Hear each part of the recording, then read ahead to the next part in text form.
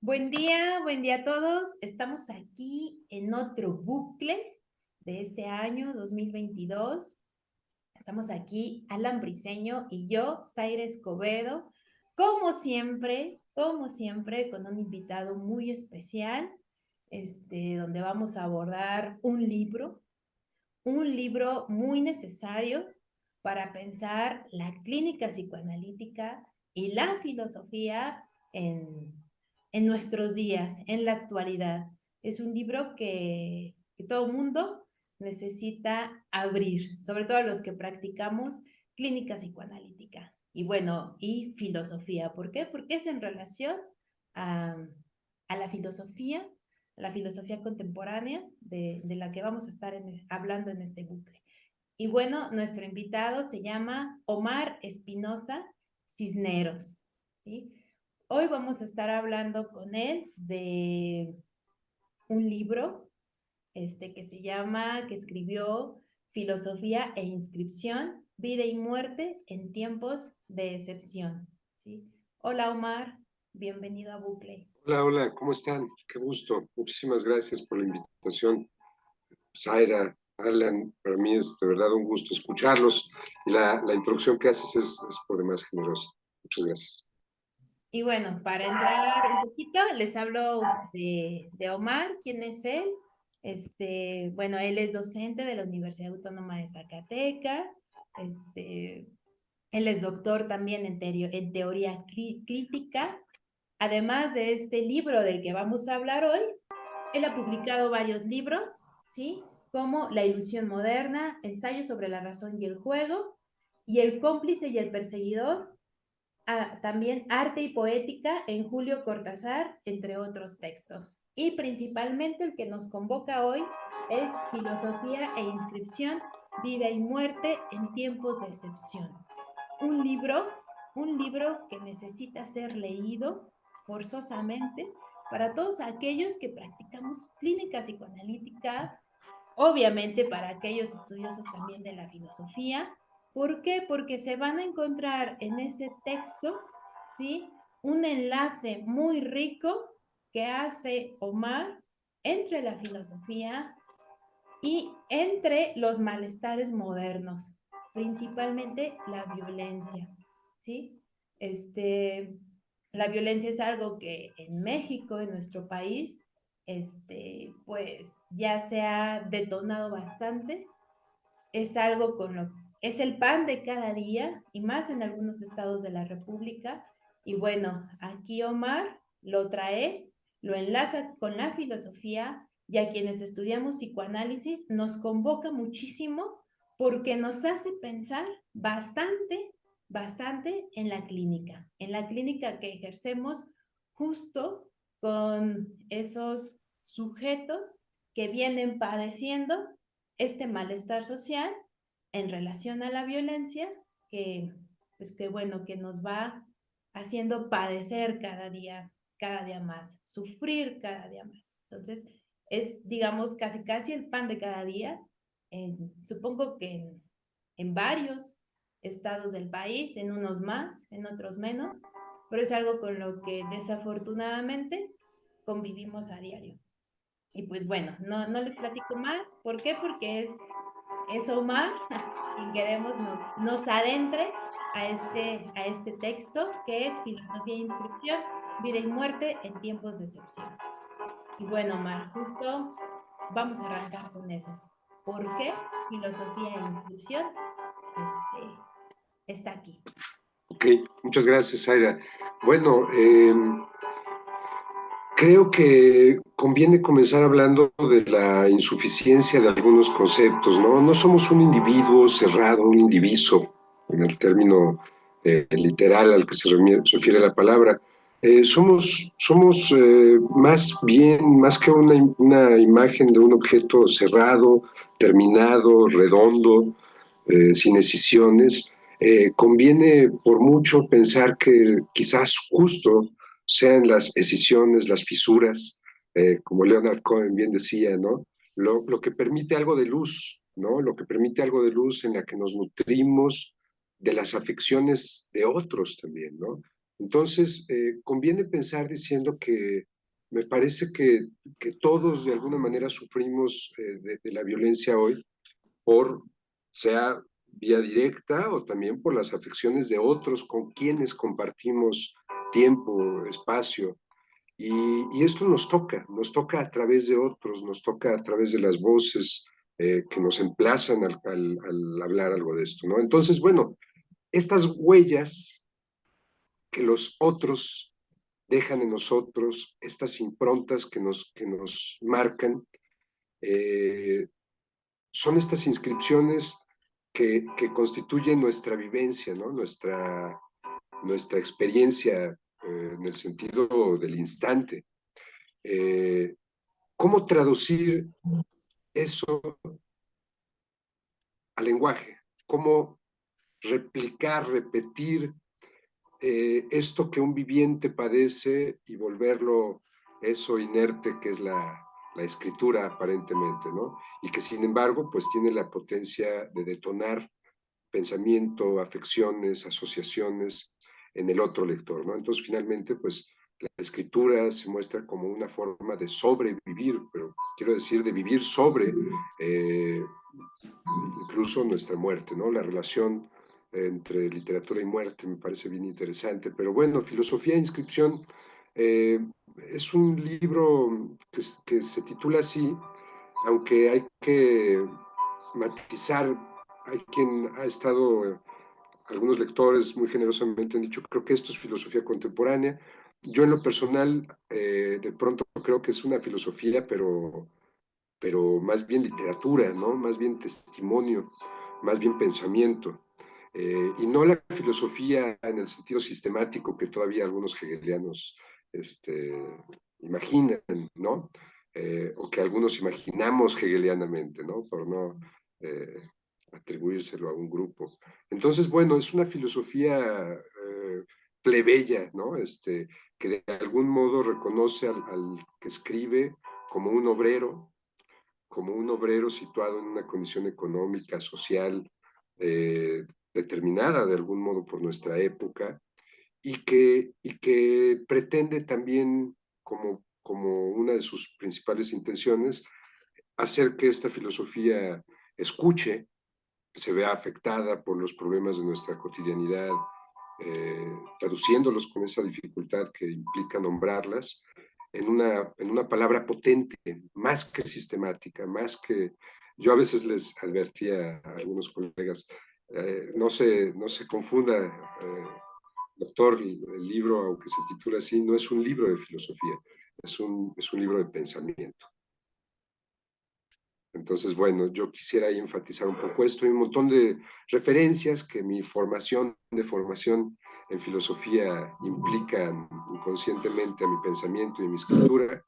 No puedo negar eso, pero más que una pretensión de hacer una filosofía como tal, pues es un texto donde lo común de la escritura converge con justo jóvenes que nos emplazan con formas muy extremas de la violencia, que además normalmente no tendrían nada que hacer en un libro vueltos escritura, menos aún quizá acercarlos a los nombres de filósofos tan importantes, ¿no? Como están acá incluidos y citados, convocados a también pensar con nosotros.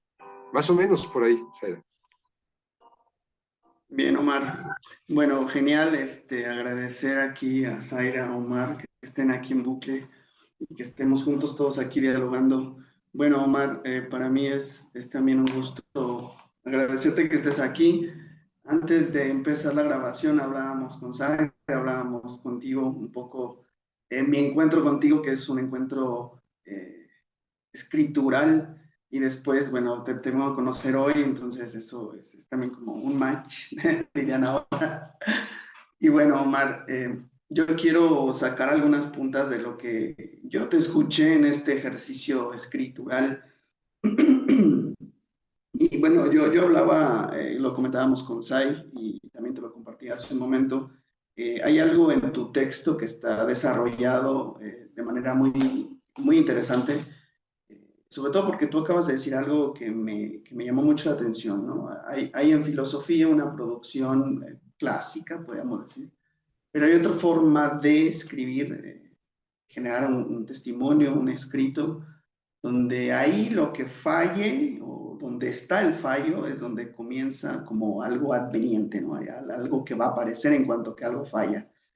Yo lo primero que precisé ahí es que, bueno, ahí podemos a la vuelta encontrar algo psicoanalítico. Es decir, hay una epistemología que en psicoanálisis se usa, que tiene que ver con regla fundamental, tiene que ver con algo que nosotros hacemos, y que, bueno, el tropiezo aparece como otra producción de, ¿no? Ya no hablemos de la verdad, sino de algo.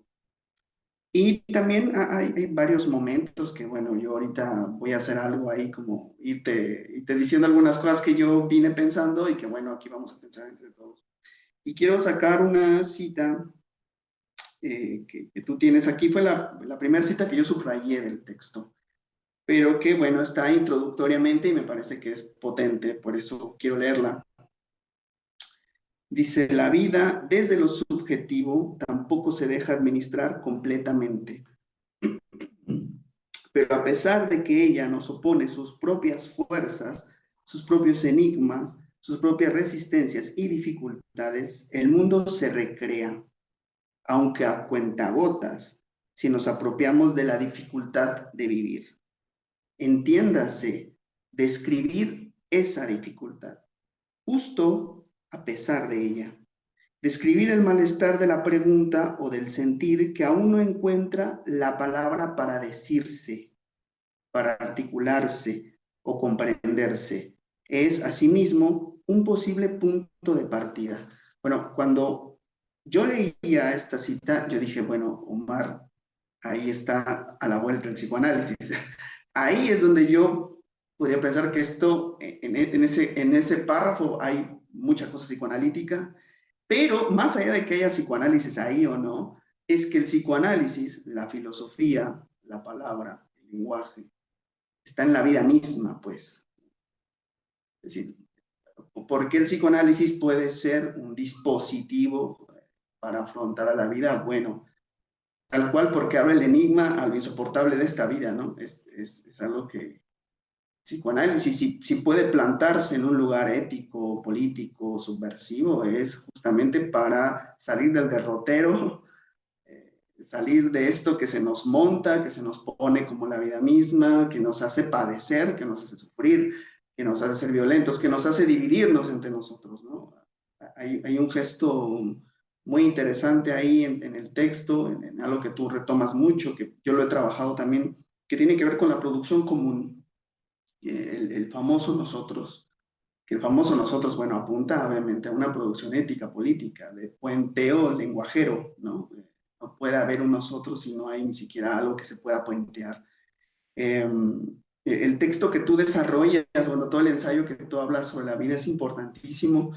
Y yo lo primero que quería ir como también punteando aquí a partir de lo que vamos a dialogar hoy es cómo el psicoanálisis es un ejercicio para la vida, ¿no? Donde podemos hacer filosofía, sí, quizás sí, y podemos hacer un texto literario, sí, también, que es lo que tú decías, ¿no? Ciertamente tu texto no parece un texto meramente filosófico. Eso alegra, porque uno lee a veces producciones filosóficas y están sesgadas, vaya, están exactamente en un tema idealista, están... Por ahí uno no encuentra mucho a veces para dónde hacerse, ¿no? Y bueno, en tu texto me parece que está esta conjunción entre un cierto rigor teórico con autores que pueden entrelazarse, que pueden estar ahí porque están, ¿no? Porque no podemos hablar sin ellos quizá, porque también es necesario, pero un arriesgue total en la escritura.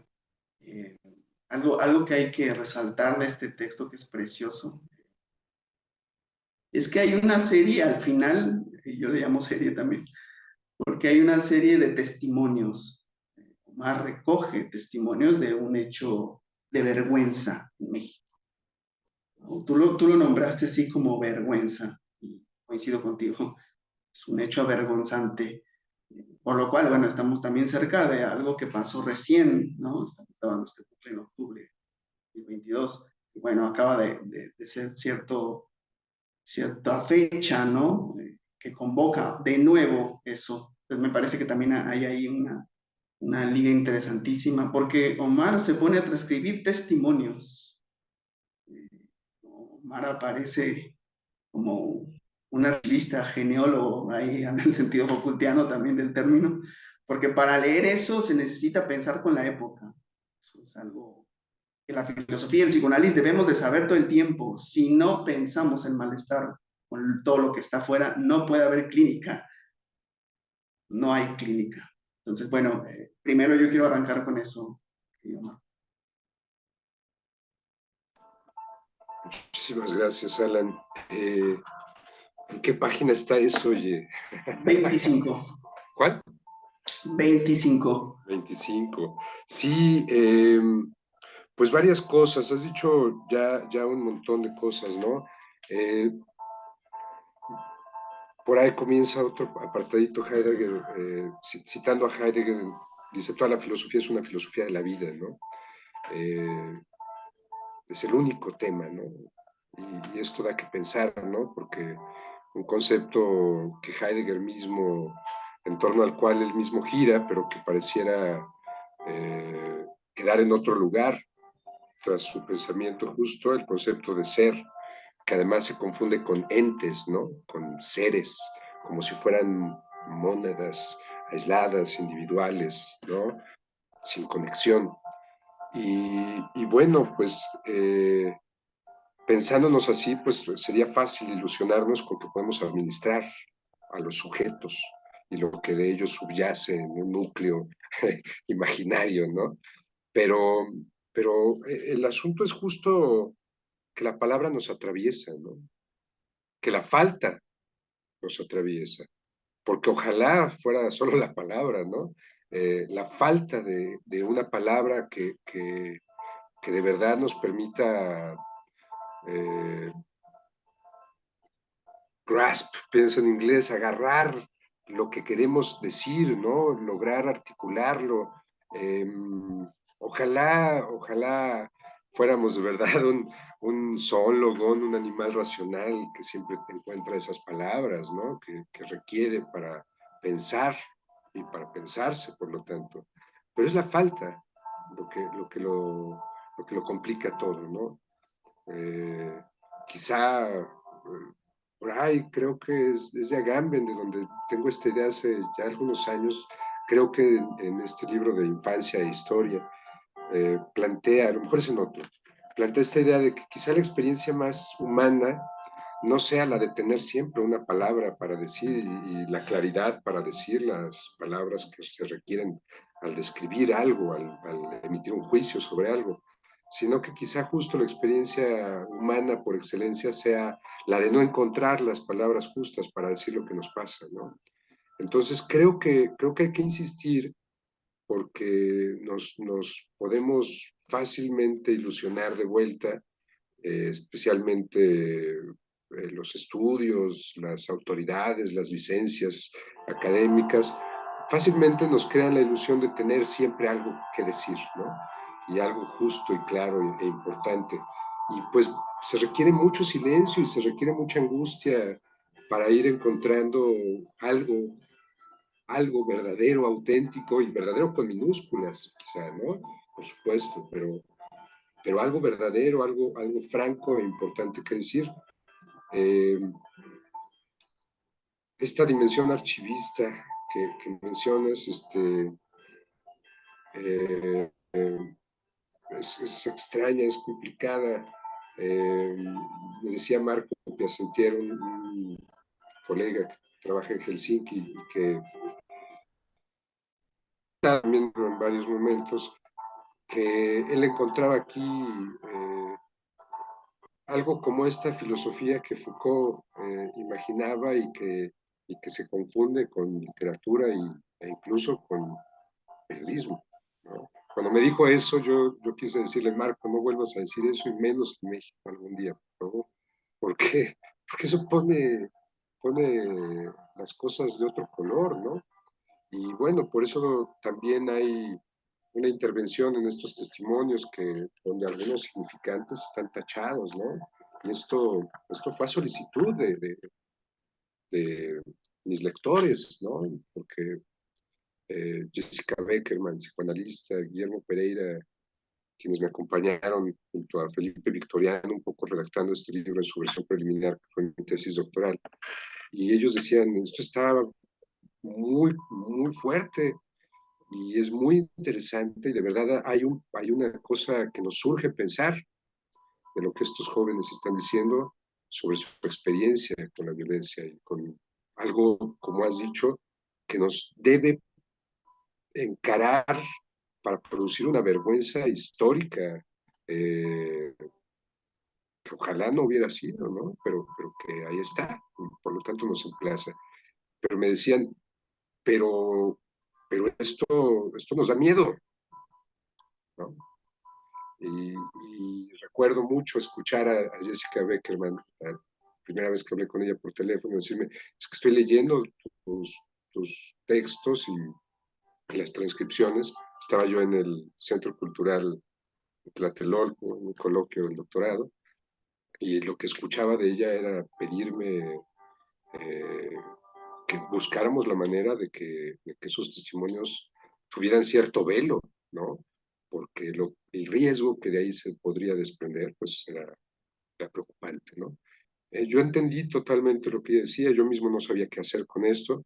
Hablando con Benjamin Mayer, bueno, hay que ver de qué manera intervenirnos. Y bueno, pues la forma en la que lo intervine es muy básica, ¿no? Me hubiera gustado hacerlo artesanalmente y tachar las palabras, pero hubiera sido un trabajo extenuante y arriesgar el que algo se me escapara, pues era muy complicado. Entonces se lo dejé al editor, Bernardo Navarro, que nos ayudó a hacer esa intervención desde la edición del libro, ¿no? Entonces, bueno, sí, no obstante esto tachado, estos puntos oscuros en el texto, en la voz velada, eh, no impiden que el lector imagine algo, que el lector complete el sentido con una asociación que además espontáneamente llega a él, según también pues, su propia experiencia y conocimiento de México contemporáneo, ¿no? Entonces, bueno, por ahí, Alan, no quiero acaparar mucho el micrófono, mejor sigamos conversando, a ver.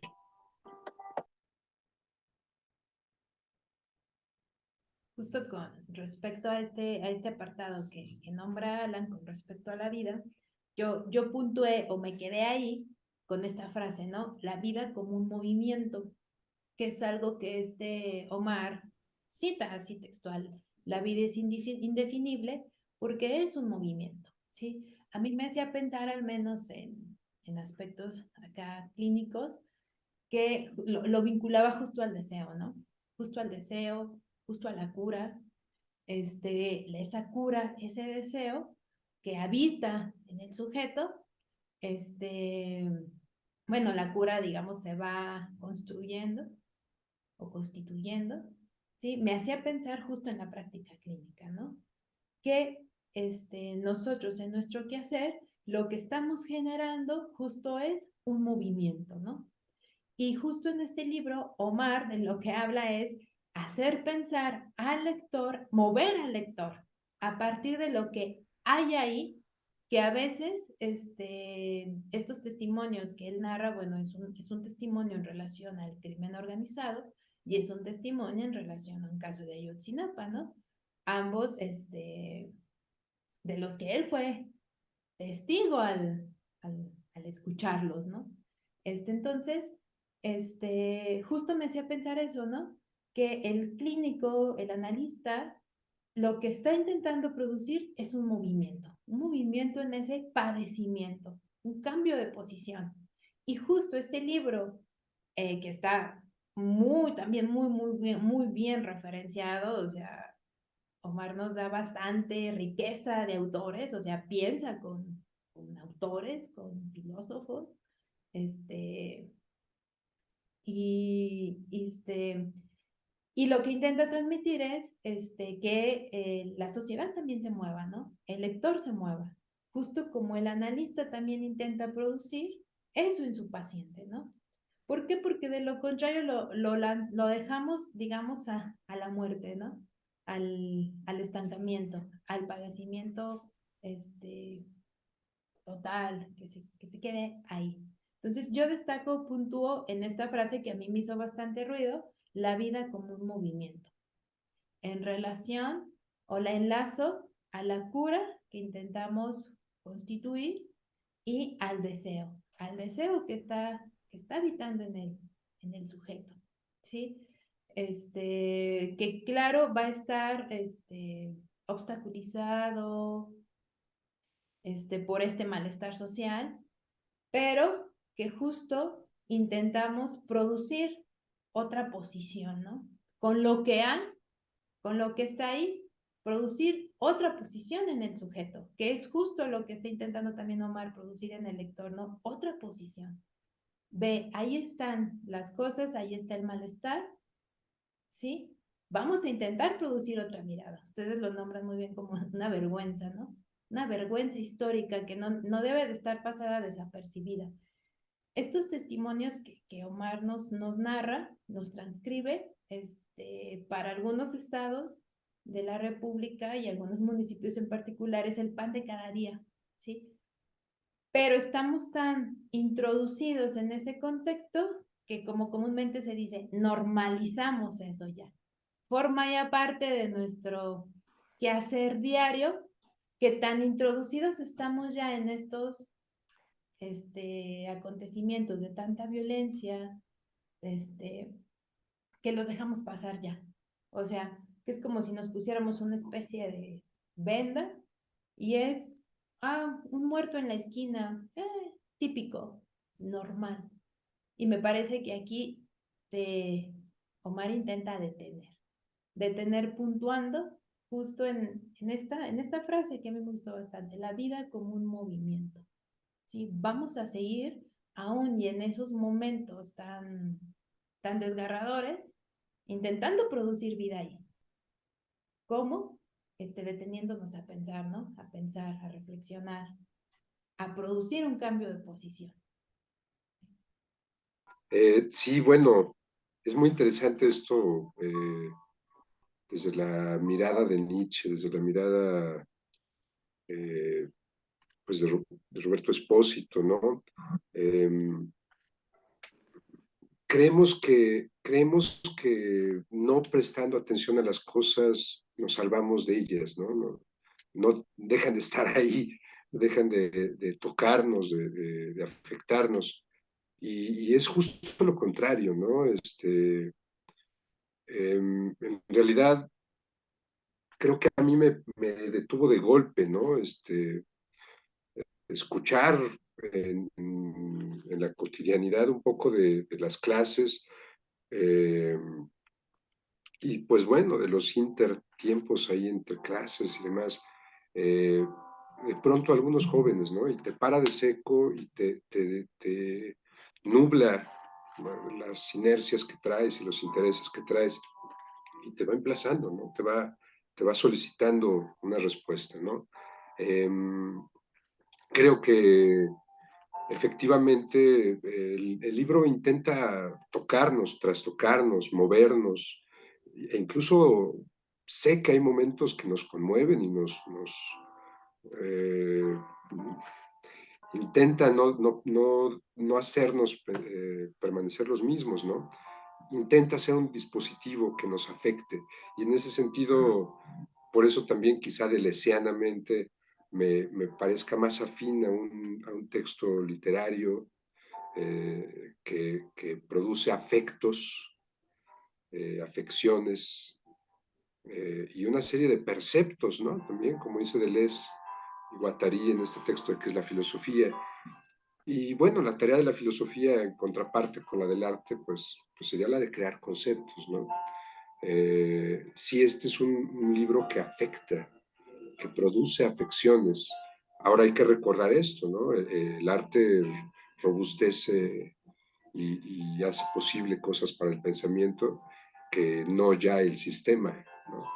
Entonces, en este sentido, trata de ir tejiendo una serie sí, de inscripciones que en mí, la lectura de autores, algunos filosóficos, algunos escritores, narradores, etcétera, Entonces es como un tejido entre filosofía y literatura, ¿no? Y arte en este sentido, de que busca afectarnos, ¿no? Y también creo que de algún modo el hecho de que sea un testimonio mío también, el testimonio del intento por nombrar y por pensar algo que no es fácil. Para mí, de los 3 libritos que he publicado, sin duda este es el que más trabajo me ha costado, y no por un asunto intelectual, sino justo afectivo, ¿no?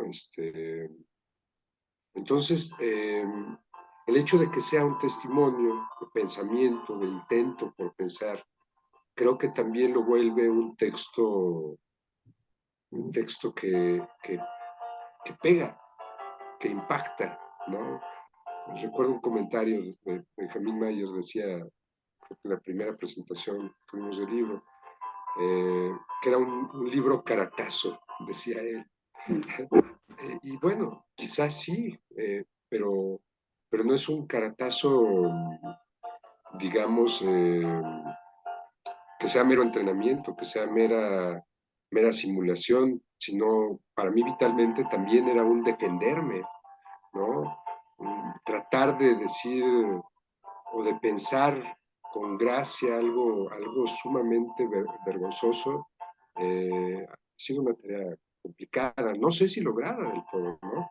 Pero defenderse vitalmente de esta eh, fácil muerte en vida por querer no ser afectados por lo negativo, lo que nos rodea y nos produce un malestar, eh, pues el viviente que procura permanecer intacto, impoluto, que se pone impermeable, ¿no? Me acuerdo de este texto de Charles Baudelaire, Los ojos de los pobres, que con su amada en un café dice, eres el peor ejemplo o el mejor ejemplo de impermeabilidad, porque a ella no le afectan los ojos de los pobres, haciendo reconocer la sed de ellos y sus copas llenas desde dentro, con la comodidad que eso implica, sino que le incomodan que estén ahí viéndola, ¿no? O sea, entonces a nosotros muy fácilmente nos puede pasar esto, ¿no? Y en el contexto de la academia, en el contexto del privilegio que es también tener una formación, la oportunidad, ¿no? De estar en instituciones de educación superior, eh, nos puede muy fácilmente volver ese sujeto que se vacuna contra la influencia, que más bien que le huye a toda contaminación y que se pretende acomodar en su torre de marfil, ¿no? Es prácticamente imposible permanecer intactos, ¿no? Pero en el afán de hacerlo, sin darnos cuenta, nos morimos. Vamos renunciando a la potencia, a la posibilidad de otras potencias, ¿no? Las afecciones que el cuerpo puede producir en colaboración con el pensamiento, no deberían de quedar fuera del ejercicio de la filosofía, de las ciencias humanas, del psicoanálisis, ¿no? Entonces, claro que es otro, incómodo, indeseable, por supuesto, nos está emplazando, ¿no? Y emplaza a salirnos de nuestra comodidad y recrearnos, ¿no? Y ahí creo que hay una tarea que a mí en lo personal no me quedó de otra más que con un caratazo intentar responder, ¿no? Para tratar de revivir, para tratar de dejar una inscripción que me recuerde, quizá, ojalá en un tiempo, que, que, que solo escuchando podemos seguir pensando, que solo leyendo podemos seguir escribiendo. Eso implica leer el mundo, no solo libros, pero también, por supuesto. Bien, fabuloso. A ver, Omar, quiero yo introducir algo a partir de lo que vengo escuchándole a Sai y lo que vienes tú también introduciendo. Voy a meter otra cita colocada tuya, esto es de la página 30, aprovechando por si me la preguntas. Dice, hacer de aquellas voces letras, inscribirlas en una superficie para prolongar su duración. Constituye una serie de prácticas que no ha tenido lugar sin intención, a saber, desdibujar los confines que suelen privar de su voz a muchos jóvenes, excluyéndolos del privilegio, que especialmente en un contexto como el nuestro, representa la cultura escrita y sus productos. La finalidad de incluir estas transcripciones es restituir la borradura a su lugar, devolver algunas inscripciones al espacio público del que insistentemente han sido arrebatadas.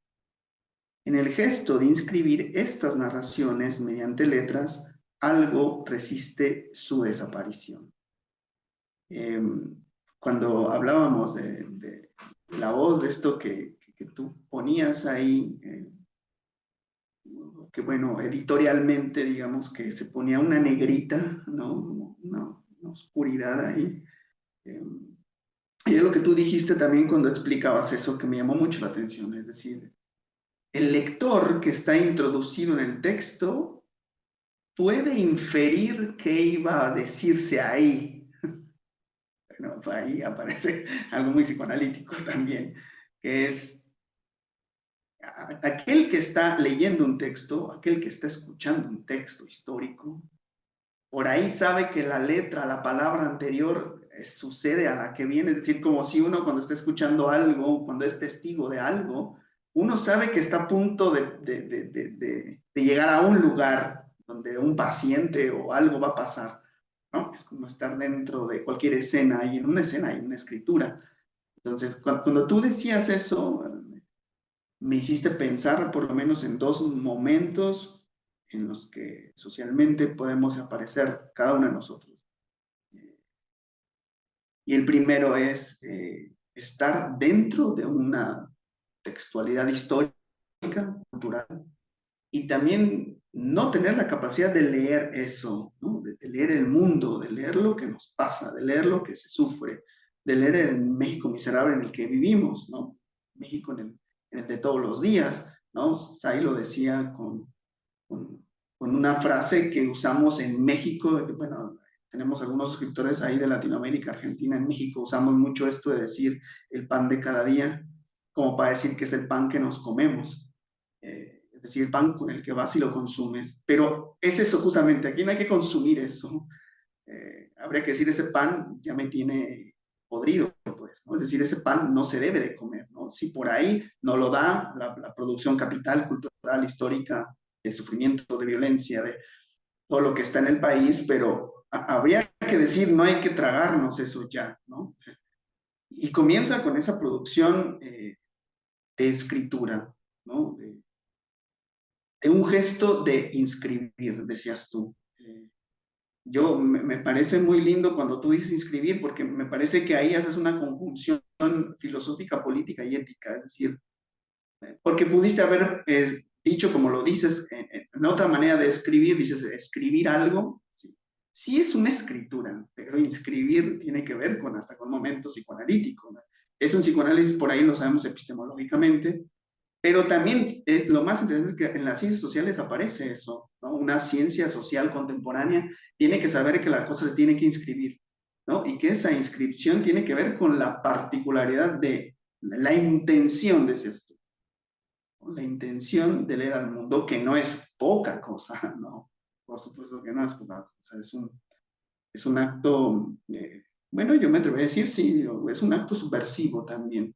Y es un acto que debería estar implicado en todos los que, por lo menos, bueno, una cosa es estar en este mundo, sí, y sufrir, pero todavía más los que nos dedicamos a escuchar algo de la otredad. Porque esa otredad retorna y retorna en esta voracidad violenta, transgresora, miserable, mísera, así, con esa vergüenza que acaba de recordarnos, que acaba de suceder, que acaba de volverse a intencionar, ¿no? Entonces, bueno, esta cita para mí es muy valiosa y yo la venía pensando justo en relación con lo que estamos dialogando con Sai, con Omar, Porque eso que Omar por ahí pone en negritas, bueno, yo lo digo así, a lo mejor ni se dice así, pero bueno, que está ahí en negritas. eh, yo lo diría en sentido psicoanalítico, es como la censura analítica. Ajá. Porque si lo nombramos en un sentido psicoanalítico como una borradura, podría borrarse, pero eso va a insistir. Eso es lo más lindo. Y ahí la censura aparece, es decir, la censura va a ser aquello que está apareciendo, que intenta quitarse eso, ¿no? Intenta decir algo. Pero para que intente decir algo, tiene que haber un lector que ponga algo ahí para que eso termine más o menos diciendo algo. Y ahí entra el psicoanálisis muy bien, ¿no? Y a ver, el psicoanálisis y el sujeto que puede leer el mundo, que no, por supuesto que no tiene que ser analista, ¿no? Sino que es un sujeto que está adviniente al mundo, ¿no? Tú cuando hablabas de Heidegger, es una producción muy linda esta de Heidegger y la vida. Y recuerdo mucho esta producción del ser ahí, decía Heidegger, ¿no? Esta forma en la que el ser está ahí y que ahí están los otros, pues. No hay ese ser, no hay una producción de entidad, mucho menos del ser, sino hay una otra edad ahí, ¿no? Entonces, por ahí también estamos disipando la producción contemporánea de las psicologías, ¿no? Y de la medicalización, de todo eso, que también tú lo citas muy bien, que es, bueno, no hay individualidad, no existe esa, es un, como decía Paco Ignacio Taibo, ¿no? Es una bobada de elefantes, ¿no? Y bueno, Omar, eso quería irlo introduciendo. Sí, muchísimas gracias, Alan. Me hace remitirme al texto de Spivak, ¿no? Puede hablar un subalterno, eh, que fue una lectura importante ya al final de la redacción de este libro, eh, que tuve que rehacer y rehacer y rehacer con mucha insistencia algunos meses para tratar de compartir con el lector también un poco la importancia de ese texto, ¿no? Eh, ¿Qué implica políticamente, éticamente, eh, hacer de una voz que por lo general está totalmente excluida de la cultura escrita? ¿Qué implica, jugando un poco a la ambigüedad, a la polivalencia del concepto, qué implica inscribirla, ¿no?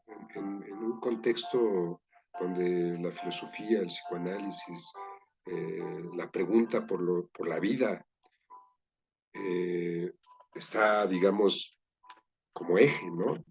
Eh, no es que el subalterno no pueda hablar, después Spivak se corrigió en una entrevista muy interesante, dice, bueno, a lo mejor en lugar de decir puede hablar el subalterno, habría que insistir en preguntar si puede platicar, si puede ser escuchado, ¿no? Claro que puede hablar.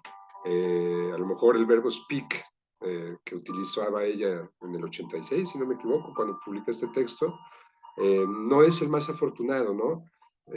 Podemos hablar aparentemente a veces sin una escucha, pero no podemos platicar sin otro que nos escuche, ¿no? No es lo mismo hablar en un monólogo, hablar en una serie de soliloquios que a veces hasta eh, podemos encontrar ejemplos en algunos eventos académicos, ¿verdad? Donde cada quien va y habla, no con la intención de emplazar y de tejer una asamblea, un diálogo, sino más bien pues en una dimensión burocrática del académico, del profe, del filósofo, y hay que decirlo, ¿no? Entonces, de pronto, más que hacer de la escritura una asamblea, pues vamos haciendo también una serie de simulacros donde son los estímulos económicos lo único que nos mueve, ¿no? A participar y a compartir en foros que en realidad no son foros, en eventos que a todas luces no convocan a una interlocución y a un diálogo, ¿no? Y esa también es una de las cosas que a mí me mueven a, a tratar de escribir este texto, ¿no? Los eventos más estimulantes, y debo decirlo, que bueno, hay excepciones sin duda, afortunadamente, pero muchos de los eventos más estimulantes académicos que yo he visto, en los que he estado presente en los últimos años, fueron coloquios que organizábamos donde eran estudiantes quienes leían sus textos, ¿no? Y ellos llenaban un salón bastante grande, eh, no porque alguien les estuviera ofreciendo un puntito o pasando asistencia, sino porque ellos sabían que lo que otros compañeros iban a leer ahí era verdaderamente, eh, pues, pensamiento, vida. Y también era llamativo que muchas veces en esos eventos se extendía el debate por una hora, ¿no? Después de que las mesas concluían el horario pactado formalmente, ¿no? Entonces yo me he dado cuenta de esto, ¿no? El pensamiento de los jóvenes puede sin duda convocar cosas muy serias que nosotros no siempre vamos a vivir, pensar y poder nombrar, por lo tanto, ¿no? Entonces, que un texto convoque a una asamblea, que la escritura devenga una discusión viva y real, es súper estimulante. Y claro que hay grandes ejemplos y hay escritores importantísimos en todos los campos, ¿no? Doctor Valenzuela Arce, la doctora Rosana Reguillo, desde otro registro, Cristina Rivera Garza, ¿no? Con estos textos en los que también nos está convocando a pensar, no desde una mirada disciplinar, sino justo desde un asumir la palabra como el vehículo que todas las disciplinas y los indisciplinados también, a veces muy rigurosamente aprenden digamos, a, a lidiar con sus dificultades, ¿no? Porque también escribir no es una facilidad, ¿no? Es una dificultad con la que a pesar de las dificultades algunos batallan por cuestión vital, ¿no? Por una cuestión de vocación, por una cuestión de pues, fatal, ¿no? Que nos atraviesa. Me acuerdo de este texto de Rubén Darío, lo fatal, dichoso el árbol que apenas es sensitivo y más la piedra dura, pues eso no siente. Pero nosotros estamos atravesados por estas afecciones, por este pensamiento, por estas palabras, que además producen ecos en nosotros y que por más que intentemos fingir que no nos tocan, que no nos afectan, creo que es un momento en el que, eh, pues, en realidad habría que asumir, estamos ya tocados. Y justo quizá porque estamos tocados, lo negamos y nos aferramos a otras cosas que no están tan vivas como la palabra y a veces la voz que no se articula en palabra de un viviente que sufre.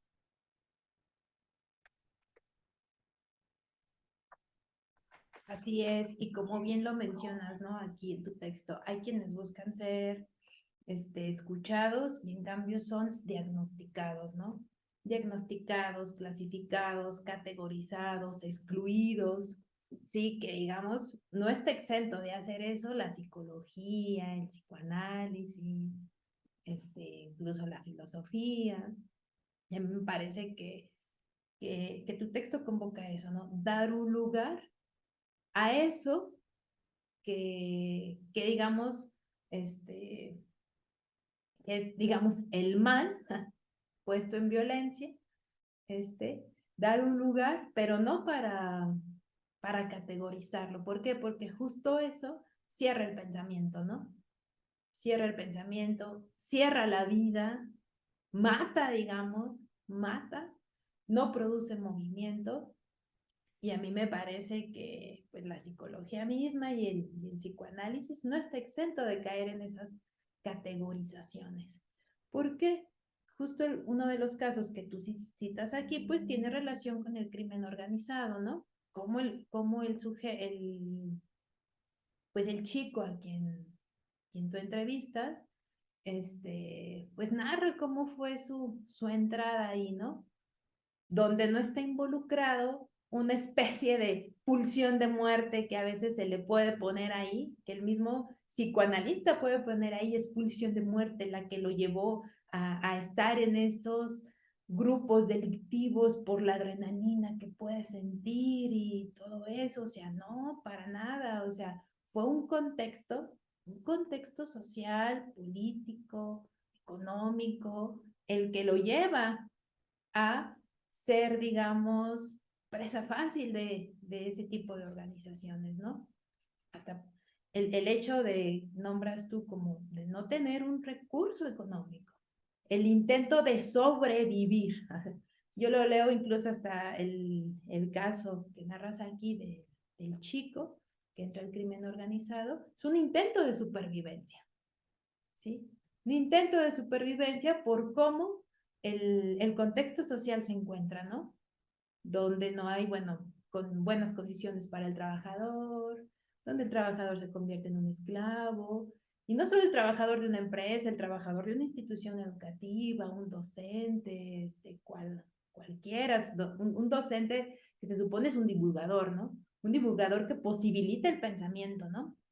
Este, nos convertimos en esclavos, ¿no? En esclavos del capital. Somos objetos, como tú lo estás mencionando. Y bueno, narras como, o se lee entre líneas que, digamos, ese contexto lleva al chico también por sobrevivir, ¿sí? Y me parece que si nosotros nos enfocamos en diagnosticar eso, clasificar, categorizar, pues nos perdemos toda esta reflexión que implica ubicarnos en nuestro contexto histórico, social, político, económico, ¿sí? Yo he escuchado colegas, ¿no? Donde, híjole, pues viene un paciente que forma parte del crimen, ¿no? Y parece que para los colegas es, huye, ¿no? Corre, yo no lo puedo atender porque son psicópatas, porque son matones, porque son... Y es, calma, espera, claro que asusta, ¿no? Claro que asusta porque es el mundo donde estamos viviendo. Este, pero calma, ¿no? O sea, vamos escuchando qué pasó ahí. O sea, ¿por qué esa persona que tanto miedo te puede producir por formar parte del crimen organizado llegó ahí? Claro que vamos con cautela, claro que no vamos a arriesgar nuestra vida, cosas así, pero aquí lo importante es poner el oído ahí. ¿Qué tiene que decir esa persona que cayó que fue víctima, ¿no? Que digamos fue víctima del crimen organizado? Y me parece que la misma psicología y el mismo psicoanálisis pues, también puede promover diagnósticos tipo DSM que imposibilitan escuchar algo ahí. Y bueno, bueno, solo ese sería mi comentario con respecto a eso de cómo se limita la escucha por categorizar a alguien de perverso, de psicópata, ¿sí? Lo mencionaban ustedes al principio, ¿no? De histérico, de obsesivo. O sea, calma. Claro que son propuestas, son hipótesis para explicar la mente, ¿no? Un aparato psíquico, pero a veces es importante como déjalas a un ladito y ubica qué quiere decirte ese sujeto, ¿no? Yo veía una película hace tiempo de Diego Osorno, me parece que se llama, parece que es La libertad del diablo, ¿sí? Justo yo me sorprendí bastante, tu texto me hacía recordar mucho esa película, es un documental, donde pues es gente que formó parte del crimen organizado, que forma también, familiares, de quien formó, y pues bueno, te das cuenta de que yo al menos descarté la idea típica de que, hijo, le matan, no tienen culpa, ¿no? Calma, o sea, como los soldados, ¿no? Están siendo entrenados y como el caso que tú narras aquí, el contexto los lleva. Entonces, yo me sorprendí bastante, bueno, tuve una primera sorpresa ahí, segunda sorpresa aquí con tu texto, me recuerdo esa película, porque justo ellos te están narrando que no quieren estar ahí, o sea, en sus palabras te dicen, yo no quiero hacer eso, yo no quiero matar a la gente, pero se lee que el contexto te lleva a estar ahí, es decir, pareciera como si no quedara de otra. Y me parece que entonces diagnosticar ahí, clasificar, va a cerrar, cierra esa escucha, esa otra posibilidad mínimo de ofrecerle a ese tal vez futuro paciente que llegará a un consultorio que viene de ahí, ¿sí? Una escucha, un lugar donde pueda hablar de eso que claro que nos va a parecer horrorífico, ¿no? Pero es una posibilidad que está ahí. Yo pienso tal vez, bueno, yo pienso que es lo que mínimamente podemos ofrecer, ¿no? Que se pueda, poderlo escuchar y que ellos también se puedan escuchar, para ahí poder generar otra, tal vez otra posición o la posibilidad de otra posición. Sí. Entonces, bueno, se me hace como muy peligroso este uso excesivo de diagnósticos que la misma psicología y que también el mismo psicoanálisis promueve o ha promovido. Sí, muchísimas gracias, César. Es súper importante esto que planteas. Me hace pensar en la pregunta griega, si es tin, ¿qué es? Una pregunta que marca por completo la historia de la humanidad en ya 25 siglos, ¿no? ¿Qué es esto? ¿Qué es lo otro? ¿Qué es la vida? ¿Qué es el movimiento? ¿Qué es la felicidad? ¿Qué es la materia? ¿Qué es, qué es el uranio? ¿No? Vaya pregunta, que por supuesto no está exenta de un afán de dominio. Y bueno, no es el afán griego, ¿no? Donde los entes y el ser pues, no se confundían, ¿no? Pero 25 siglos después, la pregunta se plantea Heidegger, se enfoca en preguntar por entes particulares, ¿qué son? ¿No? Y la finalidad de plantear esa pregunta es responder a través de enunciados copulativos, ¿no? S igual a P, donde definimos, donde pretendemos identificar, ¿sí? En ese afán de identificar, nos colocamos en una posición no política, sino de dominio sobre lo ente, sobre lo otro, sobre el otro, ¿no? Acá una de las cosas más importantes, creo que hay que dejar claro en el libro, es que yo no estoy escribiendo sobre los testimonios, no es la intención.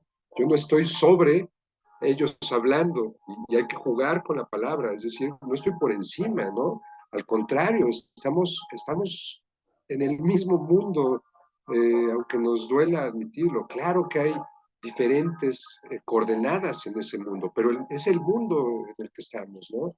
Y de algún modo hay que dejar bien claro esto. El psicoanálisis se sitúa con Lacan de manera explícita como ya no un afán de hacer ontologías locales, ¿no? No se trata de hablar sobre el otro y de derivar predicados de un sujeto. Justo de lo que se trata es de asumir la política como una tarea en la que estamos a la par, ¿no? Podemos pensar con el otro, podemos cuestionarnos con el otro a través de lo que queda dicho y escrito, ¿no? Inscrito en nosotros de sus palabras, de sus silencios, de sus resistencias, de sus dificultades. Pero eso de ninguna manera, no importan los grados de estudio, nos da un poder sobre ellos. De pronto, estos dispositivos donde se replica el afán de predicar, el afán de decir qué es lo que le pasa al otro, que pues es la pregunta, yo creo, más influyente en la historia de la humanidad. ¿Qué es? ¿Sí? Esas dos palabras griegas cambian el curso de la humanidad de formas que todavía creo que conviene ir entendiendo. El psicoanalista no habla sobre su analizante, no va a decirle es que usted entiende, no es por ahí, no es un colocarse sobre. Y creo que en este sentido, pues el psicoanálisis es un dispositivo, como bien reconocen ustedes y me alegra mucho, que es totalmente afín al gesto, al posicionamiento que yo en el acto de escribir esto intento asumir, ¿no? moviéndome de esa supuesta autoridad, entendido como se entendía en Roma, ¿no? Autoritas, un saber públicamente reconocido, pero yo del otro no sé más que él, nunca. El único que puede interpretar sus sueños es el soñante, como Freud lo tenía también muy claro, ¿no? Y por lo tanto yo no estoy aquí interpretando, ¿no? Y creo que hay que dejar bien claro eso. No es nuestra tarea interpretar al otro ni enunciar qué es lo que le pasa, sino a lo mejor necesitamos cambiar y recrear nuestras preguntas. Y ahí hay una tarea complicada, sin duda. Sí, a ver, voy a completar esto porque me entró así. A ver, en todo caso, el que está ahí como testigo es introducir ese gesto. Digamos, el que está escuchando eso como un testigo, ya sea en el análisis o en la cultura, es introducir el gesto, ¿no? Un gesto que haga comunidad, porque podemos hacer un gesto interpretativo de cerrar bueno, si seguimos un tema psicoanalítico, o sea, cerrar el significante, diríamos, ¿no? Como decía Zaira, ¿no? Pues eres un depresivo, listo, ¿no? Cerramos cualquier cosa que pueda venir nuevo, ¿no? Es una antítesis psicoanalítica. Pero lo interesante es que tú planteabas aquí un escenario que podríamos imaginar de muchas maneras y cómo podríamos seguir haciendo la división entre los seres que hablan o que intentamos hablar para hacer mejor el mundo, pues sería ese, es no introducir un gesto común. A lo mejor en esto que tú hablabas de, de este texto, ¿no? Ahorita se me fue aquí. Pero el del café, esto que decías ahorita, ¿no? A lo mejor, ¿cómo introducí ese gesto ahí, ¿no? Bueno, lo introduces, no sé, haciendo otra cosa, ¿no? No saliendo de la escena, ¿no? Introduciéndote ahí, ¿no? Capaz sintiendo el hambre, sintiendo la víscera. Por eso ahí Lacan también aparecía muy interesante en la escucha, ¿no? Estar ahí en la escucha es afectarse de ella, ¿no? Uno termina entripado también cuando escucha cosas. Y, a ver, Omar decía algo en la página 43. Esta me gustó, es una de las que más me gustó. Bueno, me gustan varias, Omar, pero esta me gusta mucho. Dice, la enfermedad más peligrosa no es el riesgo de la contaminación, sino justo lo contrario, retraerse de su peligro. La variación excedente y aleatoria no es entonces una desviación del camino lineal y progresivo de la evolución de la vida. Deviene, por lo contrario, una fuente privilegiada del proceso de vida. Sí, bueno, la vida es esa cosa que se va a inventar, y eso en psicoanálisis debemos de saberlo bien, ¿no? Lacan decía que el inconsciente viene del futuro. Y bueno, eso futurista no es un futuro capitalista, no es un futuro de voy a tener tal cosa, no. Es un futuro de invención en el ahora, es en armarse hoy de algo. Como decías tú al principio, ¿no? Encontrar algo hoy para pararme, ¿no? Encontrar, eh, en una clase de epistemología y de clínica hablábamos sobre esta producción. Yo les decía, ¿ustedes cómo creen, cómo hace un padre o una madre de los 43 para despertarse todos los días, por ejemplo? ¿Cómo hace? ¿Qué hará? O sea, ¿cómo será pararse a veces, no? Y puede ser eso y puede ser otra cosa, ¿no? ¿Qué hago cuando me despierto y digo, oye, ¿qué? ¿No? Con esa ruptura, con ese golpe violento, con esa ultrajación de los derechos humanos, con esa manera, eh, uno dice, bueno, ¿cómo me paro hoy? ¿No? ¿Hoy qué? Y ahí está la vida, ¿no? Ahí se hace, ¿no? Y que fíjate, eso es algo que me gusta mucho de este texto, que haces aparecer toda la arquitectura política me parece una contemporaneidad que es, a ver, la vida se hace y se hace en tanto que se puede más o menos escribir y encontrar a alguien con quien hablar, ¿no? Ciertamente lo más hermoso que nos puede pasar en la vida es encontrar a alguien con quien hablar. Y ese puede ser el analista, puede ser el padre de la madre, y no importa, es el padre de la madre, ¿no? Ahí es donde aún no se metería en otros términos bastante absurdos, sino que eso nos liga a la vida, nos puede anclar algo. Y eso poca cosa nunca va a ser. Al contrario, ahí aparece todo lo que pueda venir. Todo el porvenir está ahí. Y fíjate, Ala, que justo ahorita que dices, ese buscar a alguien para hablar, es justo lo que le pasó a Omar con el chico del que transcribe su historia, bueno, su relato. Lo ve, identifica que es un catedrático, que es un docente, lo toma para hablar, para contarle. Bueno, justo él estaba buscando sin ir al analista a ningún lugar, o sea, se encuentran en un escenario cotidiano, ¿no? Un restaurante, ¿no? Parece. Y él lo busca para hablar, para contarle, ¿sí? Y aquí, bueno, interesante que Omar ocupa ese lugar, se pone ahí para poderle dar un lugar a ese relato que buscaba estar, este, que buscaba un lugar para ponerse, ¿sí? Y ese lugar para ponerse está aquí, ¿no? También en este libro, en este bucle, donde lo estamos pensando, ¿no? Ya incluso está como un contexto histórico, social, político. Justo ese chico busca a Omar para hablarle, para contarle. Él quizá quiere pensar que tal vez buscó otros, quién sabe si le dieron el espacio, Claro, un sabe si le dispositivo, abrieron. tal cual como decía Omar. Exacto, lo busca para hablar con otro, para ser escuchado. Y qué potente, ¿no? Porque ¿dónde está su texto, no? ¿Dónde está su relato del chico? Pues justo aquí, ¿no? También, siguiendo dando vuelta. Y ese era su deseo, justo. Ajá, sí. Es muy interesante los comentarios que hacen.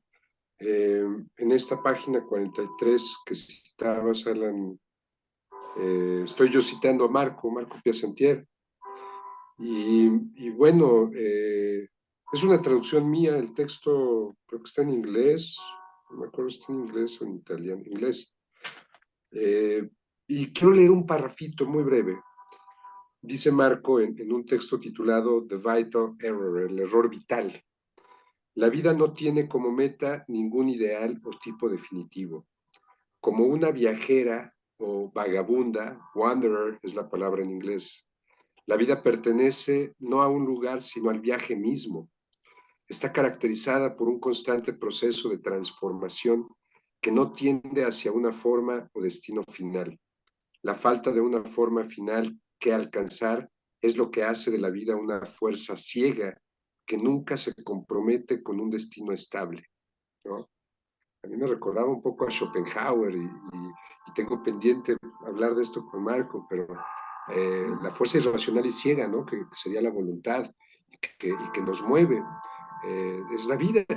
Entonces, improvisar con estos recursos disponibles, que a veces no son los que imaginamos más convenientes y sin duda a veces no lo son, pero este bricolage con los recursos disponibles, lo que va surgiendo, armar algo, improvisar algo, pues eso es el jazz, ¿no?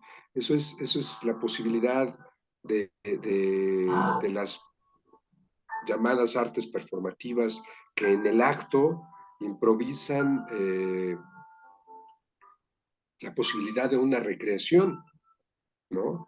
Y justo también cuando los medios no sean los medios, no sean los estados, no sean los que uno quisiera, se puede pensar y se puede recrear el propio pensamiento en esa dificultad, ¿no? Entonces, pues para mí, sí, este encuentro inesperado, inaudito, de algo inédito, yo quise compartirlo, pues después de sufrir el intento de transcribirlo, dije, esto, voy a cambiar mi proyecto de tesis y esto tiene que tener un lugar ahí. Eh, Porque esto inédito que a mí me mueve, sé que puede convocar pensamientos en otros que yo mismo no puedo ni imaginar aún, ¿no? Entonces, uno como agente, como guiador ahí, como Hermes, ¿no? Que llevaba un mensaje que ni siquiera es tarea mía de ninguna forma descifrar, ¿no? Pero lo importante de que tampoco la lectura que yo haga ahorita o haya hecho en un momento,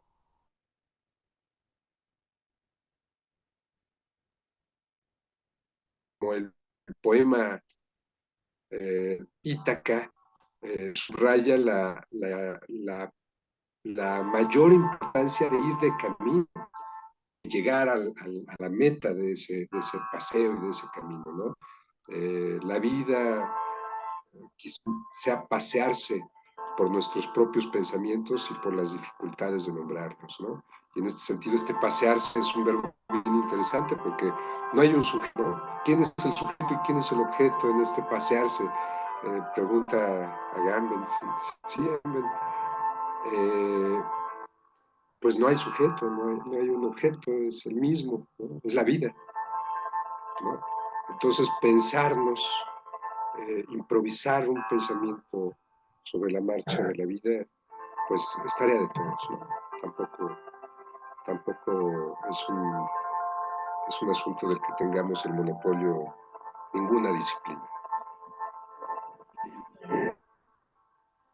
Bueno, muchas gracias, Omar. Muy, muy rico todo lo que se está comentando. Y bueno, para ir cerrando este bucle, a mí me gustaría compartir esta cita de Omar. Le voy a dar lectura. ¿Por qué? Porque se me hace muy potente. ¿Por qué? Porque no es una cita, no es una concepción, al menos en el espacio donde nos desarrollamos. O sea, Omar también imparte clases en psicología. No es una concepción como tan aceptada en el espacio donde a veces nos desenvolvemos. Y tiene que ver con esto. Dice página 109. Dice, lo interior del individuo no puede comprenderse más que desde los signos que en el exterior ha percibido y que se ha inscrito en él. Lo que un individuo tiene que ver con la sociedad y con el mundo, donde éste ha sido formado, con el ambiente en que ha vivido.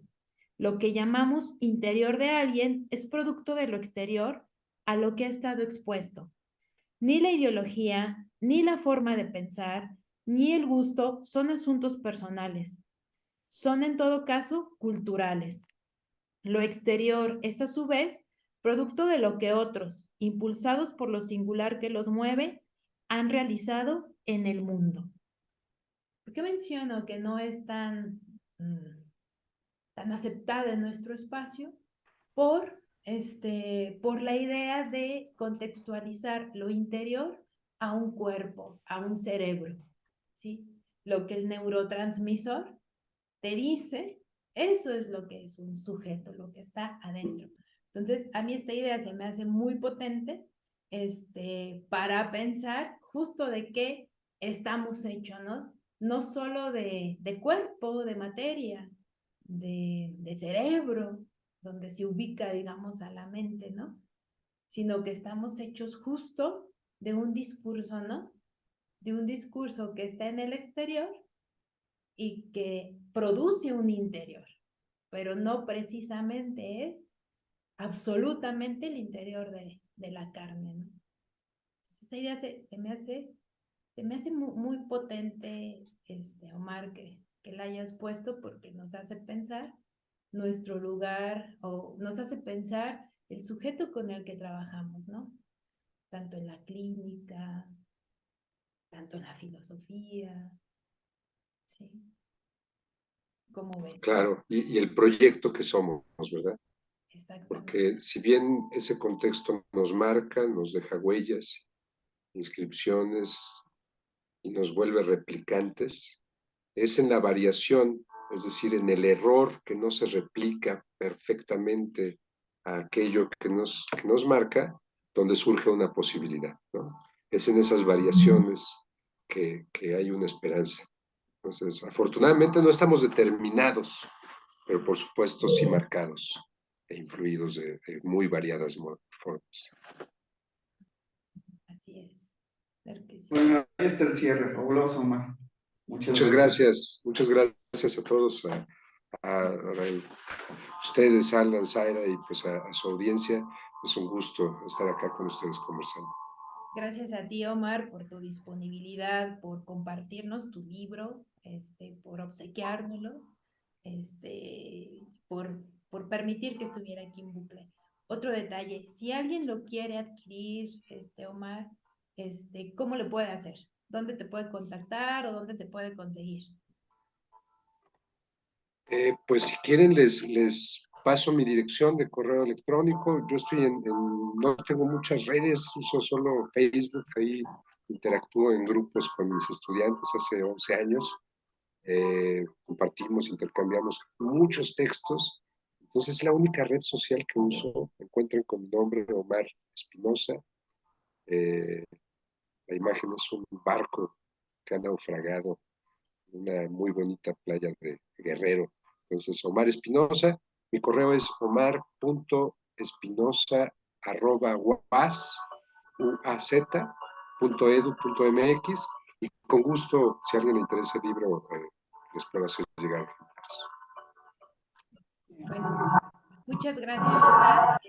Fue un gusto estar aquí contigo y bueno, el libro da para mucho, ¿eh? Tiene bastantes apartados, bastantes referencias, bastantes fundamentos, los testimonios dan para bastante, entonces hoy solo mostramos como pequeños fragmentitos, pero bueno, invitamos a nuestros espectadores, que pues que lo consigan, y que lo puedan leer a detalle, porque da para bastante el libro de Omar. Sí, bueno. Pues muchas gracias, Omar. Muchas gracias a ustedes. Adiós.